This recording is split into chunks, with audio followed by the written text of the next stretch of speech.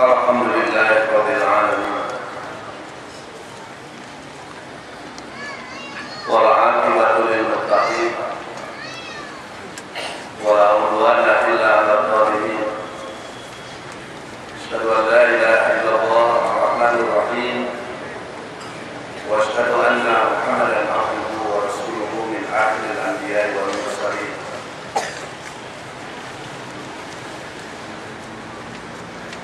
Ikhwatu iman yang dimuliakan Allah,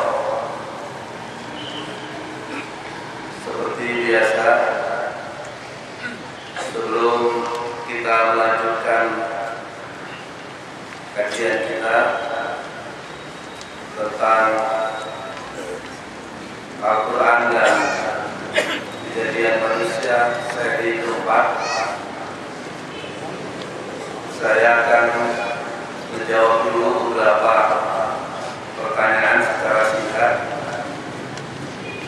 Yang pertama, benarkah ada hadis yang berbunyi Rajab adalah bulan Allah, Sya'ban bulanku, Ramadan bulan umatku? Mohon maaf, saya belum menemukan hadis yang bunyinya seperti itu. Yang pasti semua bulan adalah milik Allah. Yang kedua, saya masuk apakah ketika imam duduk atahiyat akhir saya harus posisi duduk atahiyat akhir? Jawabannya benar, sesuai dengan perintah Nabi di dalam hadis riwayat Imam Al-Bukhari, wa ma adraktum fasallu wa ma fatakum fa'timu. Apa yang kamu dapatkan dari imam maka ikutilah. Ketika imam sedang ruku, maka ketika kita masuk setelah takbiratul ihram langsung ruku. Kalau kita dapatkan imam sedang atahiyat akhir, maka kita setelah takbiratul ihram langsung duduk atahiyat akhir. Ketiga, kata Ahmad Al-Habsyi di TV, Allah membebaskan gentayangan arwah orang-orang yang soleh. Apa betul? Saya kira tidak ada dalam ajaran Islam keyakinan ada arwah gentayangan.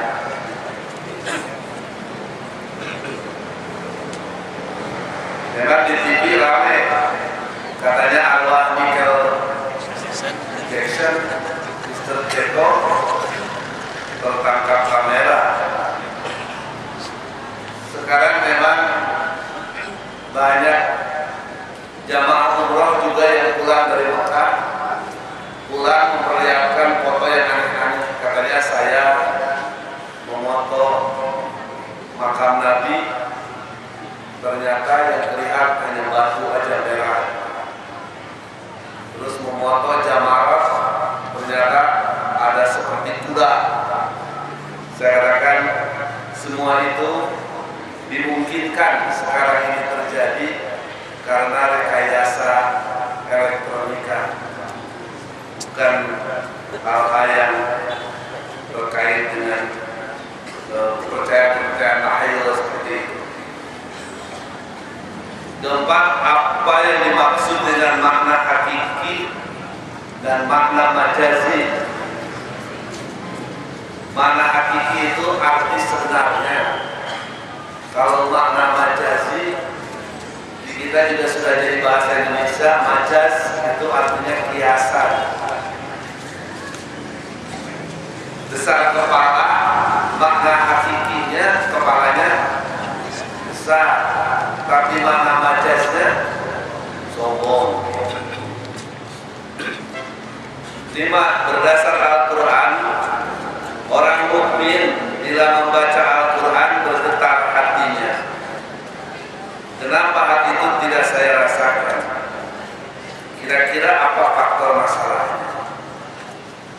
dimaksud dengan wazilat qulubuhum, bergetar hatinya, tentu bukan hatinya bergetar kayak gempa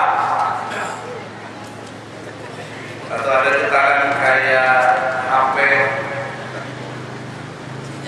tapi yang dimaksud orang mukmin itu ketika dibacakan ayat Al-Quran teringatkan kembali hatinya dengan kandungan dari ayat yang dibaca.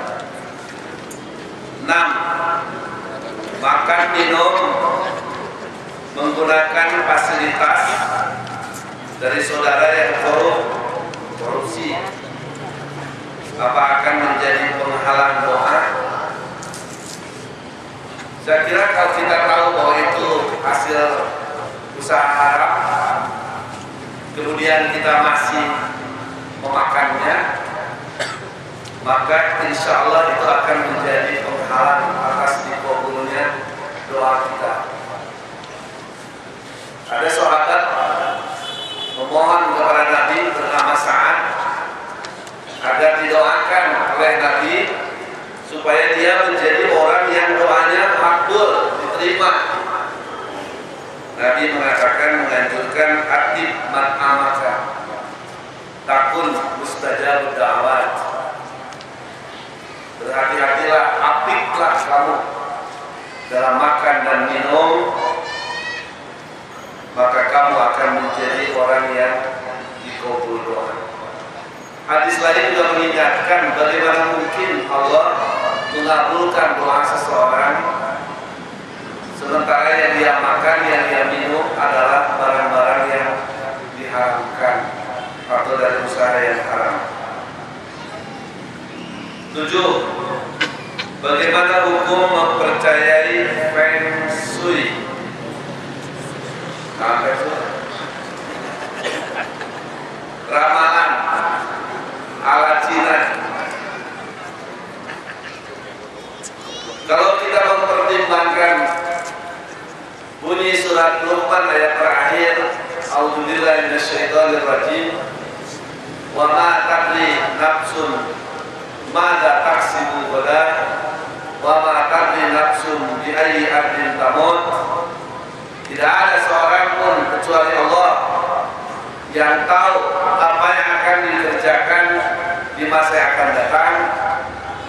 Tidak ada yang tahu kecuali Allah kapan dan di mana seseorang akan mati. Berarti ramalan ala apapun yang terkait dengan persoalan-persoalan gaib tidak boleh kita percaya. 8. Bagaimana hukumnya khuruj fisabilillah? Khuruj fisabilillah itu artinya keluar di jalan Allah.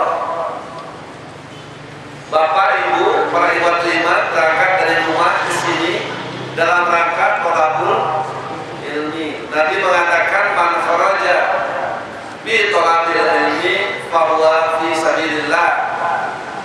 Barang siapa yang keluar dari rumah untuk thalabul ilmi, maka ia ada di jalan Allah hatta yarji'a, sampai dia pulang ke rumah.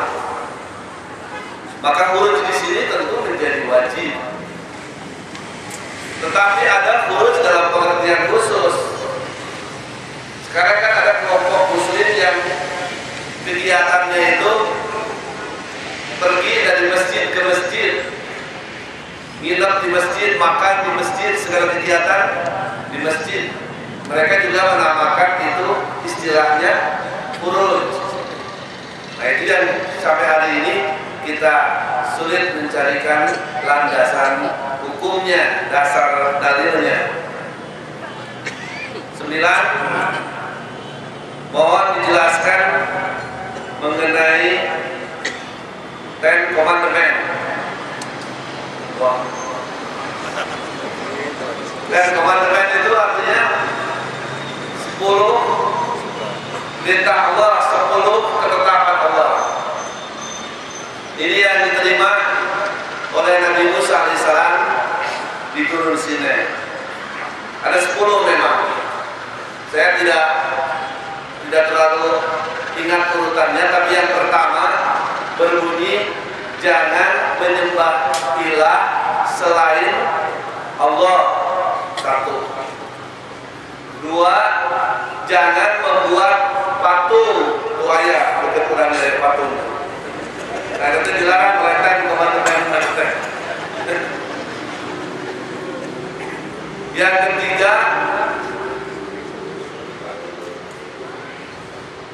hormati ibu bapak. Yang keempat, jangan menggunakan nama Allah dengan sia-sia. Yang kelima, muliakan hari Sabat, hari Jumat. Keenam, jangan membunuh. Ketujuh, jangan berzina. 8, jangan mencuri. 9, jangan bersumpah palsu.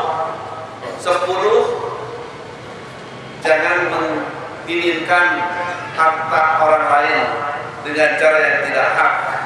Saya kira 10 firman